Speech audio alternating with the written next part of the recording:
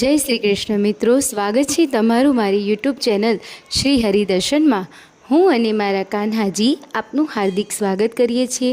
મિત્રો, આજે પુરુષોત્તમ માસનો 15મો દિવસ અને 15મા દિવસની વાર્તાનું નામ છે દરિદ્ર નારાયણની સેવા। ગુરુ અને શિષ્ય એક નદી કાંઠે આશ્રમ બાંધી રહેતા હતા। એવામાં પુરુષોત્તમ માસ આવ્યો।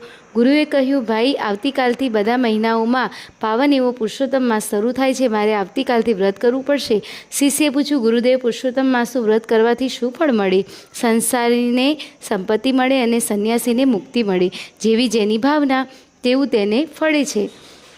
વ્રત કરવાથી પ્રભુના દર્શન થાય ખરા? હા, ભગવાન દર્શન પણ આપે। તો હું વ્રત કરીશ। અધિક માસ આવ્યો। ગુરુ અને શિષ્ય વ્રત કરવા માંડ્યું। બંને જણા દિવસે કથા વાર્તા કરે અને રાતે પ્રભુ ભજન કરે। એમ કરતાં અધિક માસ પૂરો થયો। ગુરુએ કહ્યું, ભાઈ, આવતીકાલે વ્રતનું ઉદ્યાપન છે, બ્રહ્મ ભોજન કરાવવું પડશે। હું બ્રાહ્મણોને આમંત્રણ આપી આવીશ અને તું બધી ગોઠવણ કરજે। બીજે દિવસ થયો। શિષ્ય રસોઈની તૈયારી કરવા માંડી અને ગુરુજી બધા બ્રાહ્મણોને જમવાનું નિમંત્રણ દઈ આવ્યા। શિષ્ય પ્રેમભાવથી જાત જાતના પકવાન બનાવીને તૈયાર કરાવ્યા। જમવાનો વખત આવ્યો એટલે એક ભિખારી આવે। ભિખારી કહે, ભાઈ, હું બહુ ભૂખ્યો છું, મને ભોજન કરાવો। શિષ્યએ કહ્યું, હજી બ્રાહ્મણો જમવા પણ નથી આવ્યા, તો ત્યાં તું ક્યાંથી આવી ચડ્યો? હમણાં કંઈ નહીં મળે, જા, પાછો જા। હું તો જમીને જ જઈશ, મને ખૂબ ભૂખ લાગી છે। ભિખારી હઠ કરી। શિષ્ય ગુસ્સે થઈ ગયો અને બોલ્યો, જા જા, અહીંથી ચાલ્યો જા, નહીં તો મુઠ્ઠીપાક જમાડવો પડશે।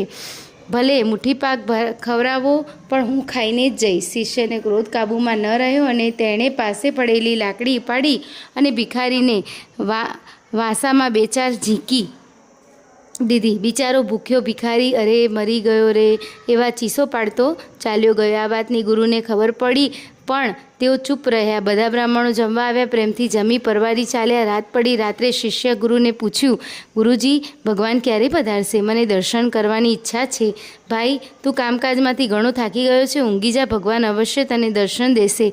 શિષ્ય રાત્રે સૂઈ ગયો। રાત્રે ભગવાન દર્શન દીધા, ચાલવા માંડ્યા। ભગવાન જતા હતા ત્યાં પીઠ ઉપર શિષ્યની નજર પડી। વાંસામાં લાકડીના સોળ ઉઠેલા અને તેમાંથી લોહી વહે, એટલામાં સ્વપ્ન ઉડી ગયું। સવારે ગુરુજી પૂછ્યું, કેમ ભાઈ, પ્રભુના દર્શન થયા કે નહીં?